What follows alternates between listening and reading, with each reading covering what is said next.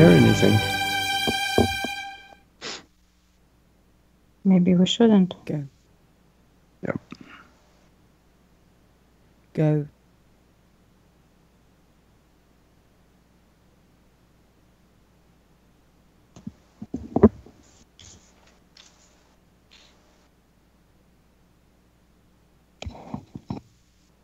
Hello, hello.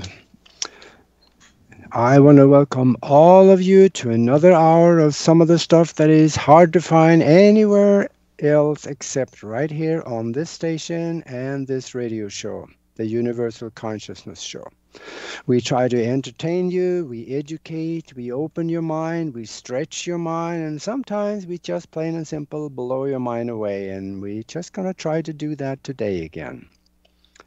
And my name is Aage, and I'm one of the hosts, and my co-host Diana is over in Germany, some 7,000 miles away from me here. So are you there, Diana? I'm here. Hello, everyone. Hi, hi. And but first, for those of you that like to listen to this again, you will find this show archived on our website, which is at www.universal-consciousness-show.com. You will find us on YouTube under Universal Consciousness Show, and please subscribe. That'll really help us a lot. On Facebook, we are also under me and the Universal Consciousness Show, and a lot of other places that it will be placed. We're on Twitter and wherever else the station places it, which is just about everywhere, so you will be able to find it. And also help us spread this around, because this kind of information is so important to people, even to people that don't know it is important. They just need to listen. Okay. We have an interesting gentleman with us here today, is Keith Anthony Blanchard. And many of you know him already because he's high profile on the internet. He's the founder and host of the Center of Light Radio, whose now listening audience reaches well over 3 million people. And he's the author of several books, including the first one, which is The Divine Principle. Keith has also produced and co-produced 2 films. The first one was Do What You Love, and boy, is that true. And the second one was The Meek Shall Inherit the Earth. When speaking to a live audience, Keith brings his gift of deep intuition and speak to the people of what they need in the moment. As a radio talk show host, he knows how to engage a live listening audience, and I can say that with good conscience because I like to get on there and listen to him. He does these live shows on Facebook all the time, and I don't have any idea how many times I've been on there listening. And I really enjoy that because he spills pearls of wisdom. And I think we're going to spill some pearls of wisdom today too. So he is truly a spiritual teacher on the internet and with a global audience. So welcome to the show, Keith. Hello, my dear friend. Thank you for having me, both of you. Hello, Keith, and thank you so much for being here today. Yes. Could you please start by telling our listener what was the turning point in your life that brought you on this spiritual path? So how did it all begin? My early life, 6 years old, I was always fascinated with God. I began to ponder questions such as, where did I come from? Why am I here? Who am I and where am I going? And of course, impatient as I was as a kid, I wanted the answers immediately. But little did I realize that those 4 basic questions became the unfoldment of my life. Early adolescence, I became an altar boy. And 15 years old, I was seriously considering being a Catholic priest. Ooh. Right. And then my dad puts an electric guitar in front of me, and that was it. God goes to the closet, the guitar stays out. I lived that whole lifestyle for quite a few years and met a girl. We did the whole dating thing and rock band thing, and she was my support because I was an aspiring musician. She was my shelter. She was my food. She was my transportation and all that. And after about 10 years of that, we just split up. She left. And everything I knew as solid and stable was gone because I put all that responsibility into her. And I had nothing, literally nothing. And I went through a dark night of the soul for about a year and a half, 2 years. And it was just very, very painful, emotionally painful. I had no direction. And so finally, a friend of mine whispered some metaphysical things in my ear. And he said, Keith, I don't expect you to believe me. Put them into practice and watch what happens. That day, that week, that month, that year, my life turned within itself and began to become this explosion of expansion. Mm-hmm. And so one morning, still somewhat in the dark night of the soul, I began to pray to God, source, creator, whatever you want to call it, out loud, ritually, daily. Asking, I need to hear your voice. I need to hear your voice. And even though I said this prayer for 3 weeks to a month, I am absolutely convinced it wasn't my length of time of saying this prayer fervently to convince God that, okay, I believe him. Let me stop in and say hi. It was the very first asking had so much fire, so much passion, and so much sincerity. That door would have opened up regardless. One night after playing music, which I do for a living full time, I was just really tired. Played 7 sets at a casino, and oh my God, this is just grueling. But I get home and sleep, and I hear a voice in my consciousness say, Keith, it's time for you to wake up. So I thought there was someone in my house, like a friend that I promised we'd go run some errands or something, that he let himself in because I was so tired I might have not heard his knocking. Well, I opened my eyes and that wasn't the case. And so I lay back in the bed with the intentions of going back to sleep. And the voice said, good morning, Keith. I asked you to wake. And I sat up again in bed with my eyes open, and I began to just not really sure if this is a dream voice. And then I was immediately laid back on the bed, my eyes closed, and I was thrown into an experience with the absolute. In this experience, though it was one impression, was everything it wanted. I could smell the voice, taste the voice, hear the voice, feel the voice. I could see the voice. It was everything. So the voice instructs me, Keith, please go on your sofa, bring your tape recorder, let your mouth move, and record what's coming out. And I said, I have no idea what I'm going to talk about. And it said, Keith, just let the voice happen. And that began the process of bringing through wisdom from my soul for about a year and a half of putting everything in the book as raw material. And then for the next 6.5 years, I lived the process of the information that was coming through because I wanted it to be solid and grounded. I didn't want to just mimic something or recite something like a parrot. I wanted to live these principles and know that everything was solid. And that has become the bestseller of The Divine Principle, Anchoring Heaven on Earth Today. Wow. Wow. Well, you put God in the closet, but you brought him back out. Yeah, there was a time I came out of the closet. Yeah, so what do you think was talking to you? Or who or what? It was the highest version of myself, the highest version of all of us, actually. It's where we all join in wholeness and in unity. We can call it God, we can call it Creator, we can call it Soul. Because in the place that I was experiencing this absolute light, there was no time.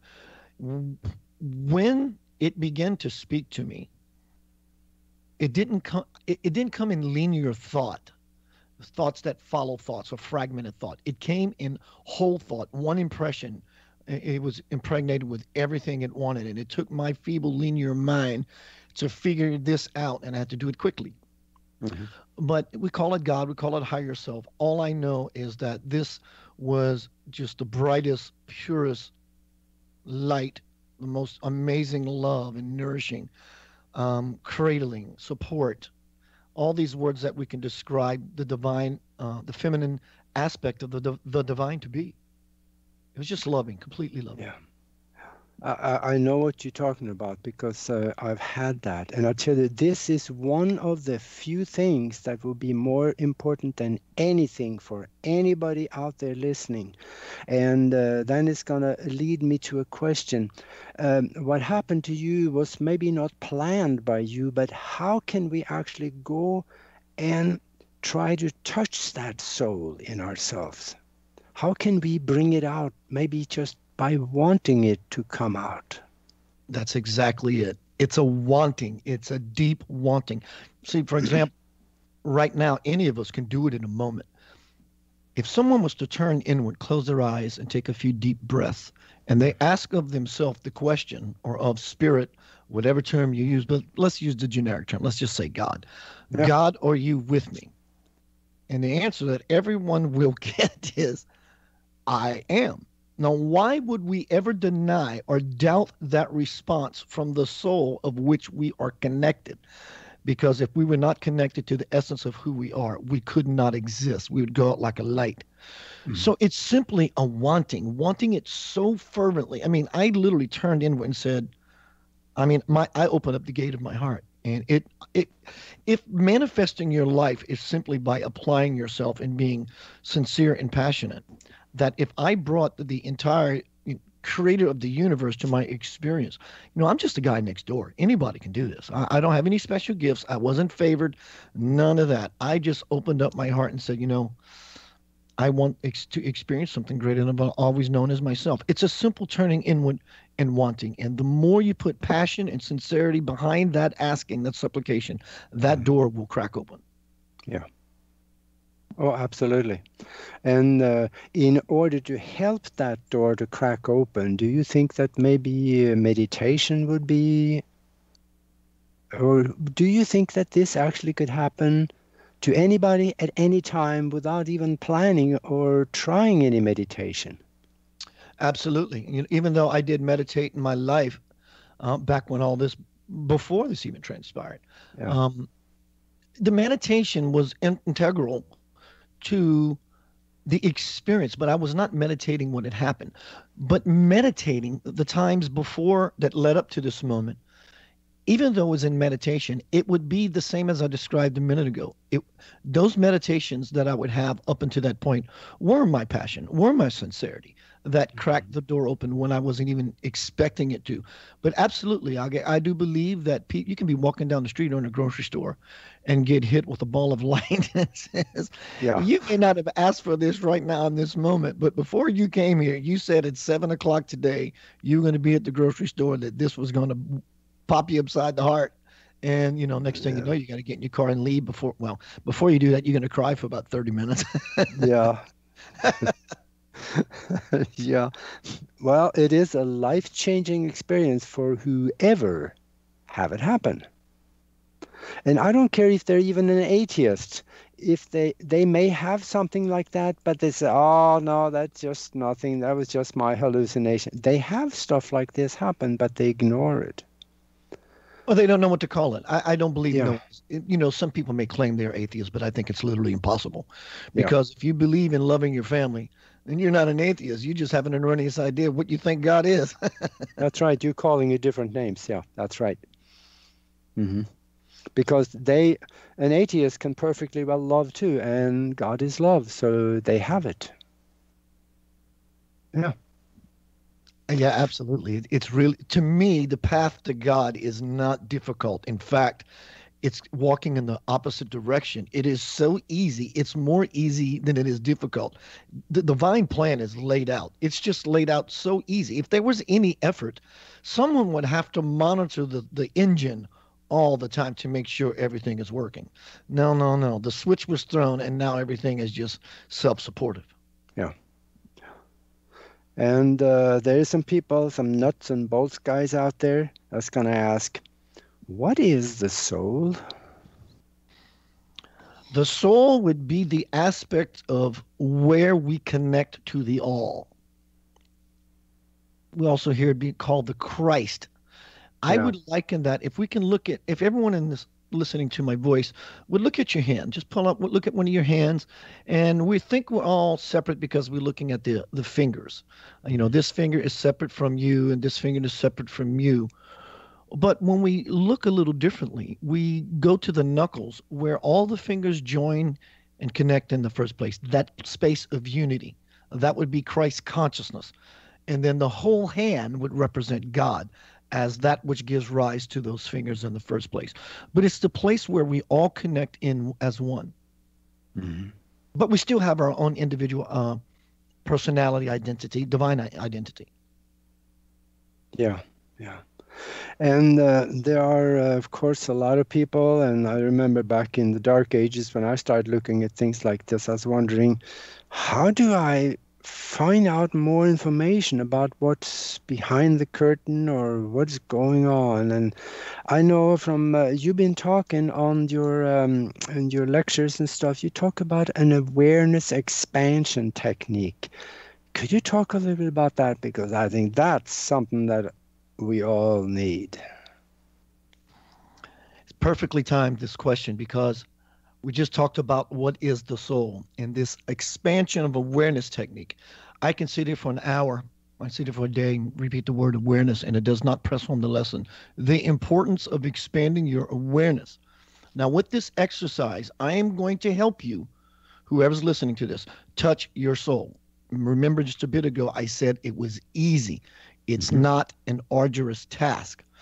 So if you would, anyone at the listening distance of my voice, take a couple of breaths just to show intention to fall in, to get out of the noise of the mind. First breath is the intention to connect to God. Second breath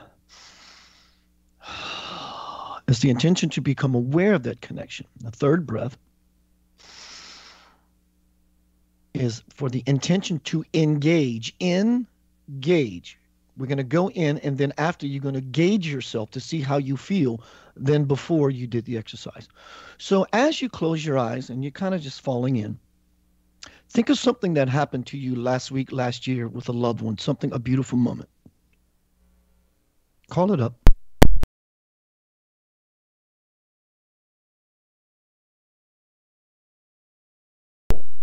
Because your memory does not come from your brain. When you die, your brain turns to worm food. When you cross to the other side via death or an enlightenment on this path on the earth, your mind, or what you know as mind, will be shattered. And also, when you do cross to the other side, you're going to take said experience that you had, that you just recalled, with you. So that's your wisdom. So the memory always resides in soul. Same as with future. Close your eyes. Think of what's going to happen, a loved one's birthday in the next couple of days. You are visioning your future. You might not know exactly how it's all going to go down, but you're starting the process of knowing that it's going to be a party or a wedding. You kind of get the idea of how it's going to unfold. Again, this is touching the soul. So the awareness expansion technique is, wherever you are, something that is in front of you, and stay focused on it, and do not turn away from this object, no matter what I say. Mm-hmm. And as you are fixed on this object, you are aware of it. Now, direct your awareness to the sound of my voice. Okay. Now, direct your awareness to the temperature on your skin. Now, direct your awareness, while still looking forward at the object, to what is peripherally on side of you. And what may even be behind you that somehow, strangely, you could feel it and you know it's there. Not because you know it, because you know what your room looks like. You can feel it. Mm-hmm. Take in any other sounds from the outside, someone cutting grass, perhaps an airplane passing.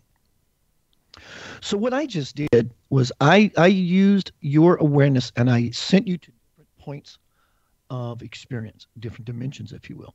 But I used this trick, to use a word, or this idea, to take you different focal points of awareness. The thing you're looking at, the sound of my voice, the temperature on your skin, that which is around you, any external noises around you, so forth and so on, individually. Now, take all of those things in at the same time. What's in front of you, my voice, the taste in your mouth, the temperature on your skin. And all of a sudden, you feel this expansion. When you get all of that at one time, you get a glimpse into the soul, because we are ever expanding in the direction of soul. So soul is basically infinite awareness.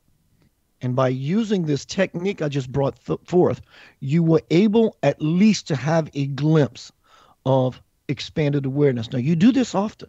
It's like lifting a 25-pound awareness weight. You go to the gym, you lift weights, it builds your physical mass. You begin to do this with your awareness. You begin to expand your awareness mass. Mm-hmm. Yeah, I can see how that would, I have had an experience where I could see 360 degrees around me, and this is probably a good exercise to be able to Yes, do something like that. that's exactly it, Fred. Yes. That's interesting. Yeah. And you were mentioned too that when we die, then became, we go back to the dust again, and the consciousness lives on. What do you think it would be like after that we drop the body? What will we experience and what will we see, do you think? Well, the mind is going to be shattered. Rights, wrongs, goods, bads, holy, blasphemous, good, evil. All of that is just going to disappear. You're probably going to get slammed with this huge burst of light. And in this light is going to be encrypted information, memories of other experiences of other times, just everything. The weight, so to speak, that's going to fall off of you. And I don't mean just a physical weight, the weight of the world, the weight all contained in the mind. It's like if you can imagine someone told you a joke and you didn't get it, and they told you the joke and you didn't get it, and they told you the joke and you didn't get it, and finally they say it a little differently. And there's this big aha that happens because you finally get it. I think something to that metaphorical effect is going to take place when you enter into the realm of spirit consciously. You're just going to be completely blasted wide open. Yeah. Yeah, because I know there are people that has been coming back from near-death experiences and things like that, and they said there was such peace, there was such love. So all the obligations that we have, here about, oh God, my driving license got to be renewed, and the mortgage payments and all that just does not exist anymore. No. Yeah. That's the beauty of it. All that weight just falls, and we're left in the space of being light. Yeah. Light with knowledge and yes, a sensation of love and freedom. That's where I'm headed. Yeah. Yeah. Yeah,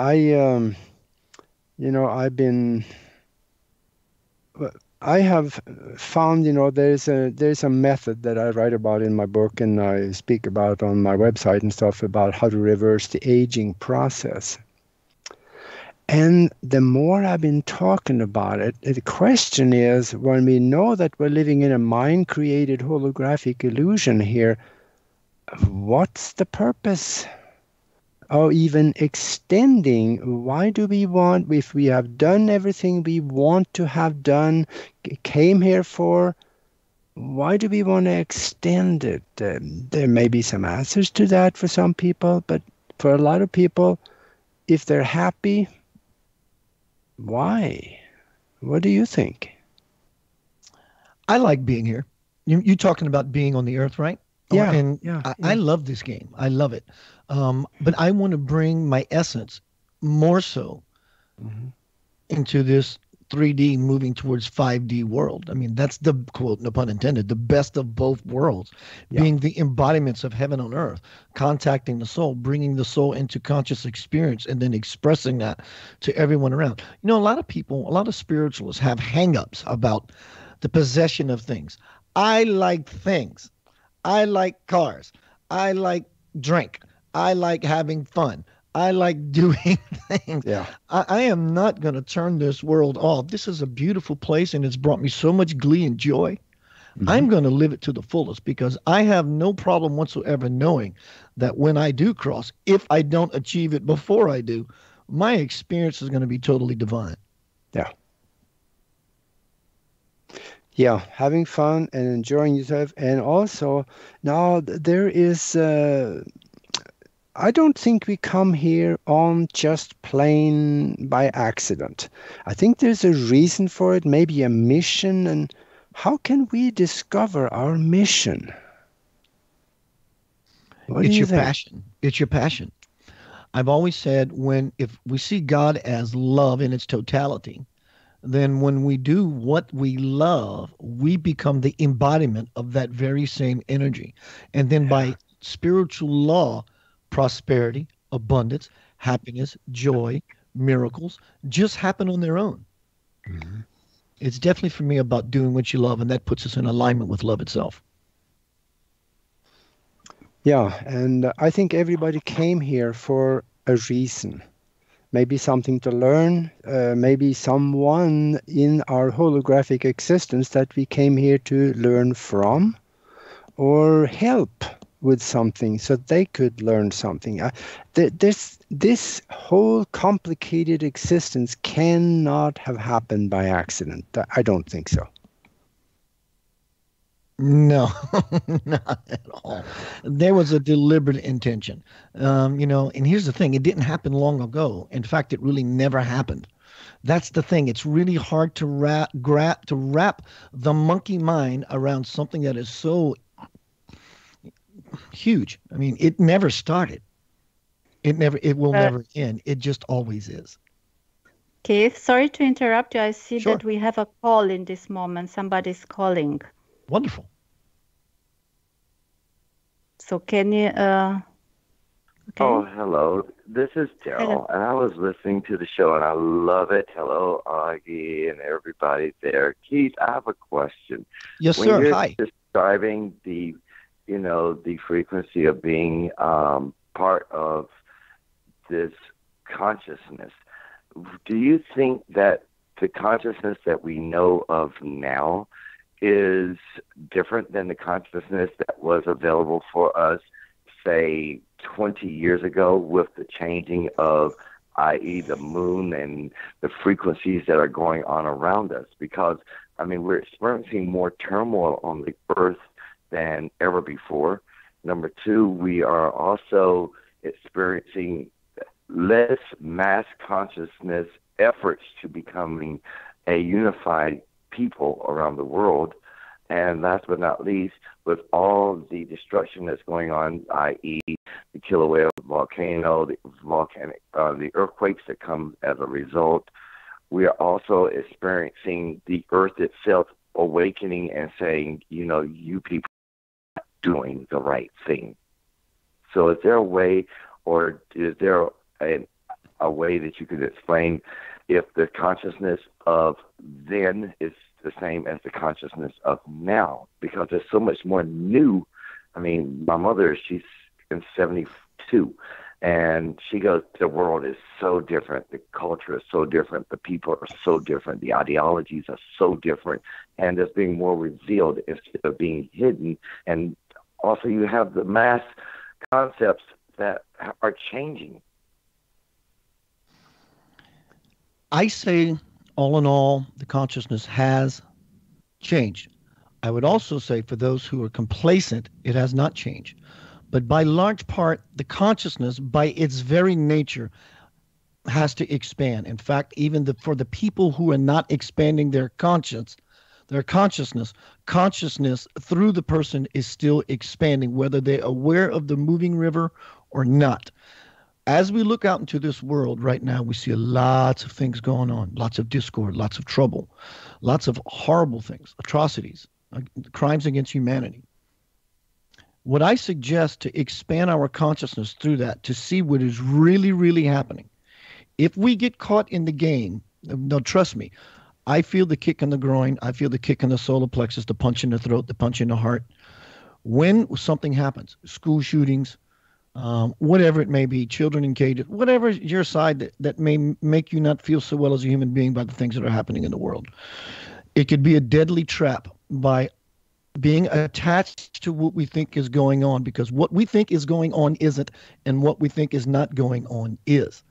We have to pull our perceptions way, way, way, way back. If you're in a space shuttle and you're looking at the Earth, you don't see lines of separation between the United States and all the other states, between the countries. In fact, you just see this beautiful blue marble floating in space. You don't see any of the discord and trouble.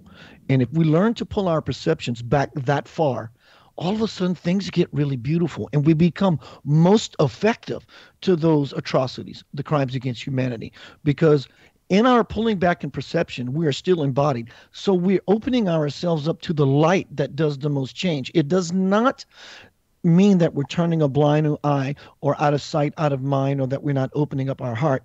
In fact, when we look out into the world and we feel moved, and we open ourselves up in a divine way, just divinely love it. Just love it. Here's what's happening in the world, and it's horrible. Okay, I understand it's horrible. I'm human. So now what I want to do to help things lift, I have to lift myself, and I fall into a sacred space of, I just imagine the scenarios in the palm of my hands, and I'm looking in my hands and saying, I love you. I just love you. I just love it. And in so doing, the divine, it doesn't say, I would love you if you do this a little better or get your act together. I fall into that divine space and just love and appreciate it. Basically saying, when this is ready to lift and transmute, it will. And until then, I'll just forever be the anchor and hold that love for you. Yeah, and that's the key word, love. And I see that we are down at the bottom of the hour here, so we'll take about a 3-minute break, and then we will come back again talking with Keith Anthony Blanchard. And after the break, we have another issue that he's going to enlighten us on. He had an alien contact, and this is going to get interesting. So let's take the break now, and then we'll be back.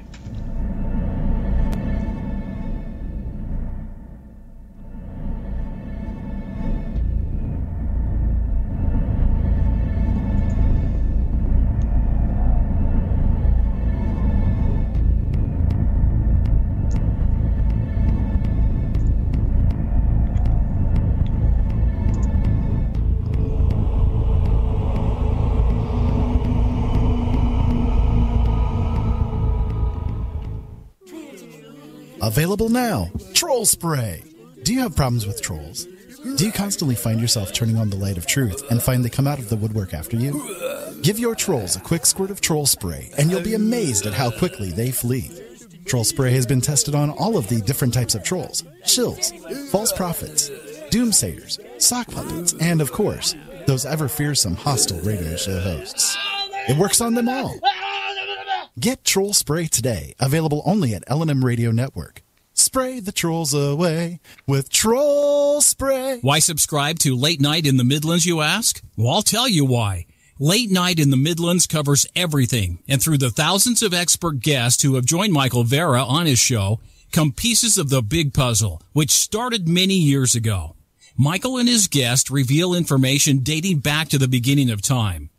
To this very moment, Michael Vera not only brings you the best guests with the best information, but Michael is not afraid to call out those who are less than honest. You see, in this day and age, we need a radio show we can count on and a radio host we can trust to expose the truth one show at a time. So become a late nighter and subscribe now. Talk radio like no other. Late Night in the Midlands, bringing the truth back to talk radio. Great fear and trembling shall seize them, even to the ends of the earth. The earth shall be hurt, and all things which are in it perish, while judgment shall come upon all, even upon all the righteous. Behold, he comes with 10,000s of his saints, to execute judgment upon them and destroy the wicked. Yet as God has appointed, so are all things brought to pass. No peace shall be to you.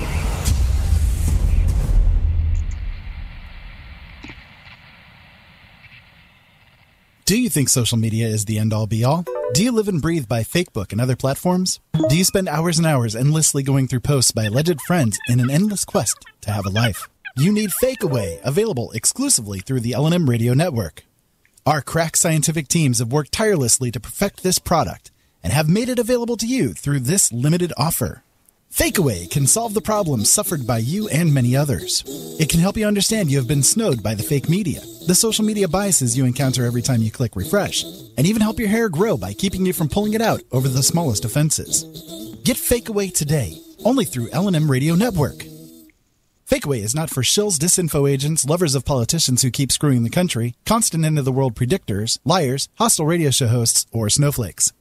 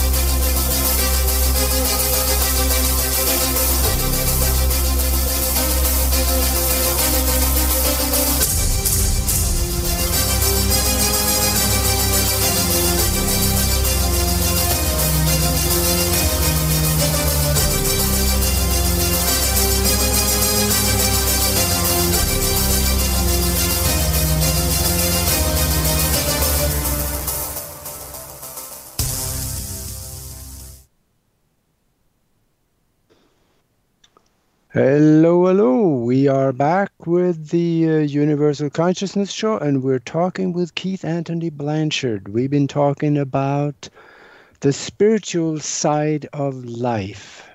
And in that arena, there are some really strange stuff going on outside of perception. And he mentioned earlier that he had, in the lack of a better word for it, I would call it an alien contact. And this sounds so interesting, I just couldn't let it slide by us. Could you talk a little bit about that, Keith? All of my life, since about the age of 8 years old, I've been contacted. I was never, ever, ever, not even once violated, taken beyond my free will. It was as if there was a contract before I was born.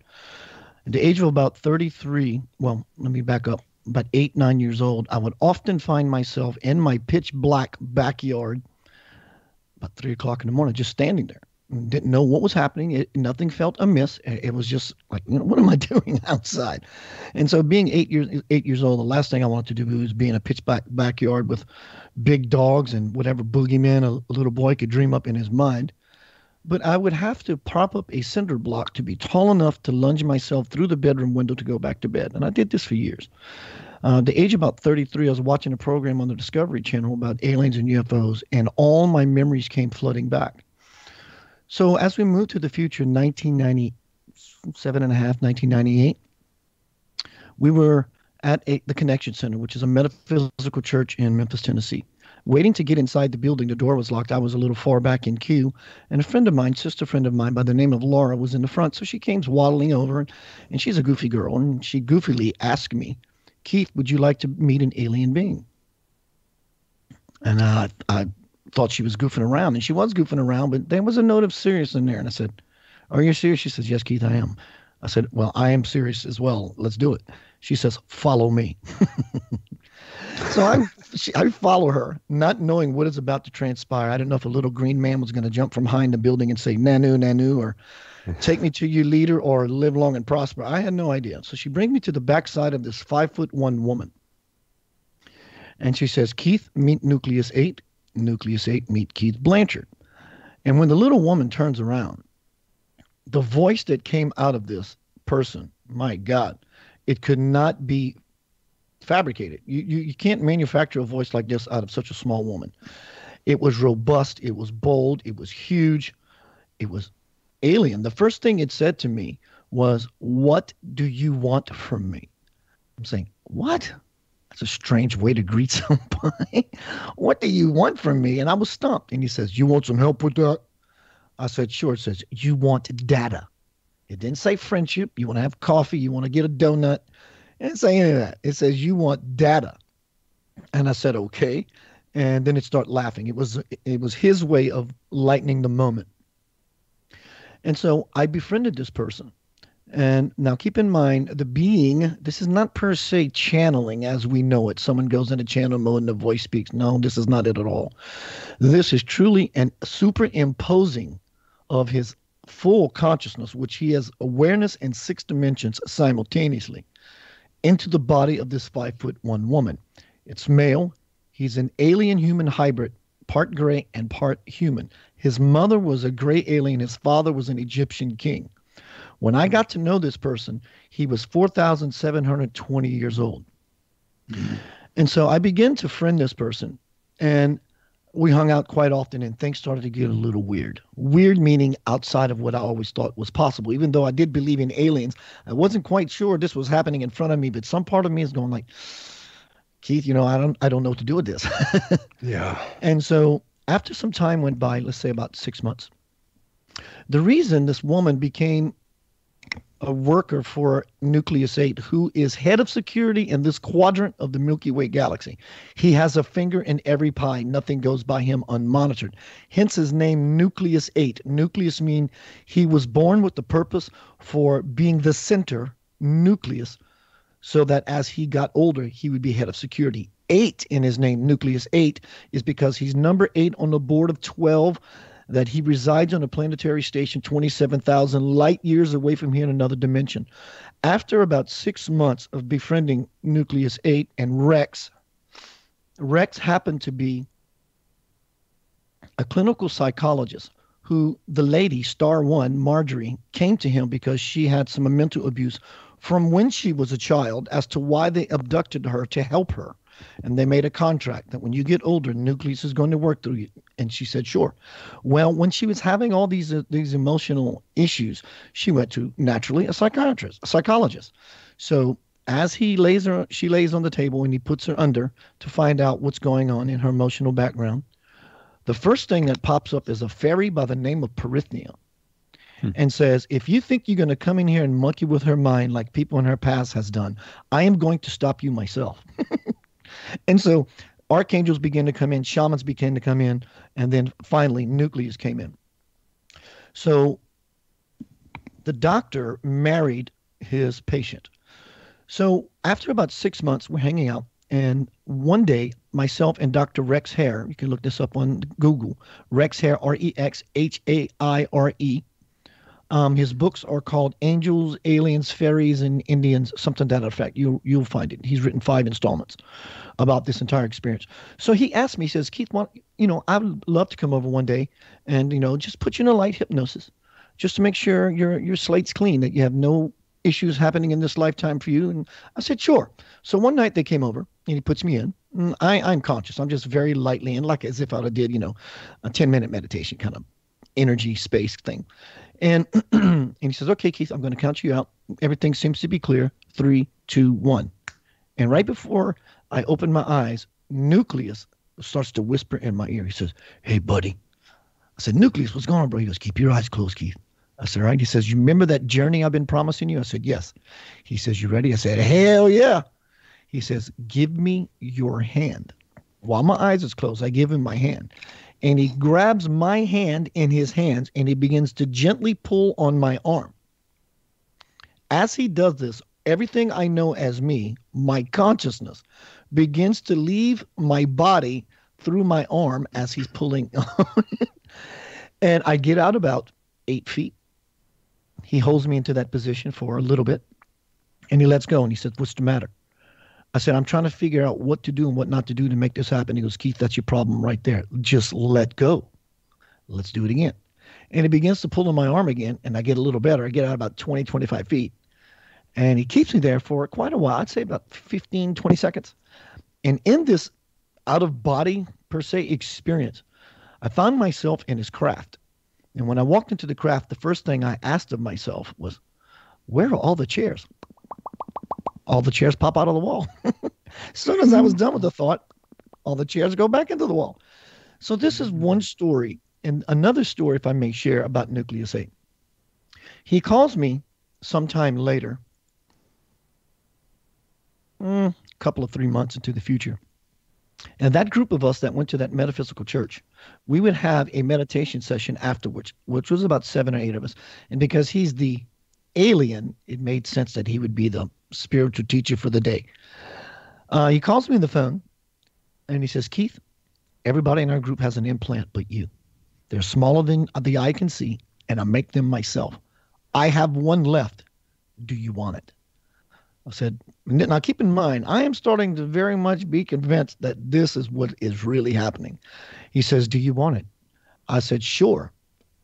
I said, tell me all about it. And I actually said, convince me that I want it. He says, well, if you're lost, we can find you. If you're in trouble, we can help you. And if you're sick, we can administer medicine. And he named a few other perks. I said, all right, here's the big question. He says, yeah, I know. You want to know what the drawback is. I said, that's right. What are the hangups? He says, your life is no longer private, but no one will have access to your file except me.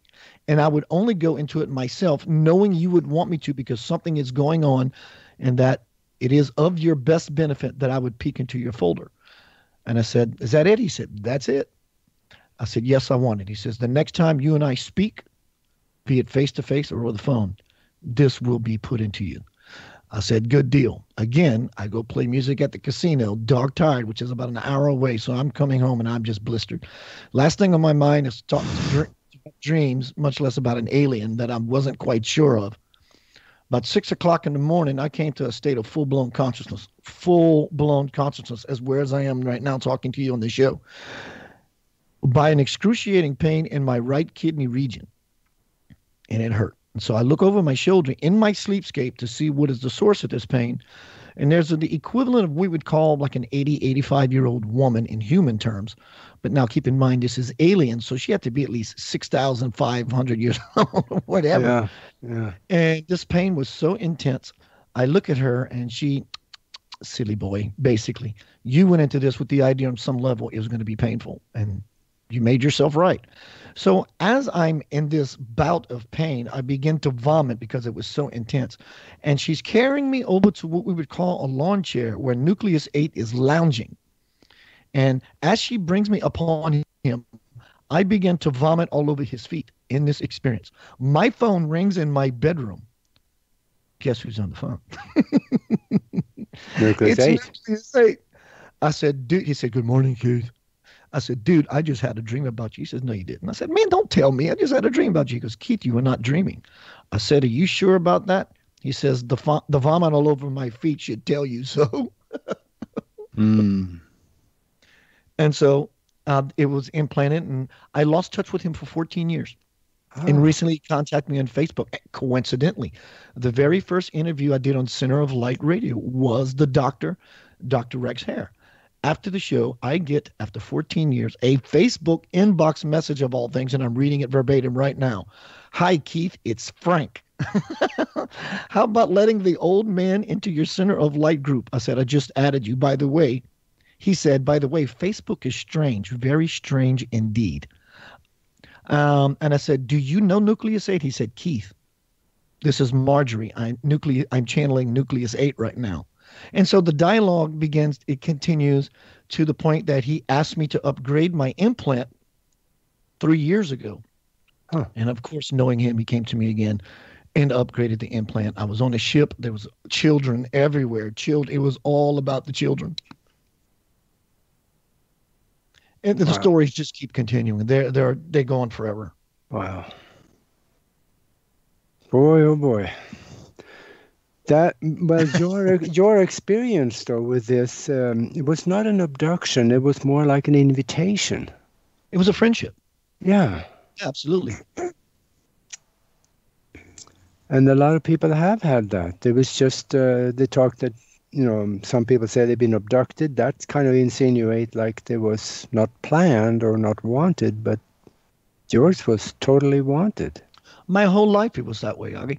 Yeah. I had no problems, I guess because in a past life or past lives, I've earned the good boy ticket. I've dissipated obviously a lot of my karma to where in this life I was even still able to be in physical proximity with God realized men from India, Sathya Sai Baba. The year 2000, I went to India. He came to me in a dream and said, come to India. I said, how will I do that? He said, don't worry about it. I got the ticket. 2 weeks later, I get a phone call from a lady I've never met. Says, Keith, word got to me. You would love to go to India. I said, this is true. She says, Keith, I'm a flight attendant.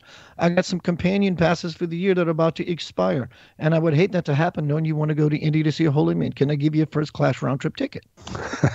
So I take off to India and log everything and wrote my second book, For the Love of God, A Spiritual Journey.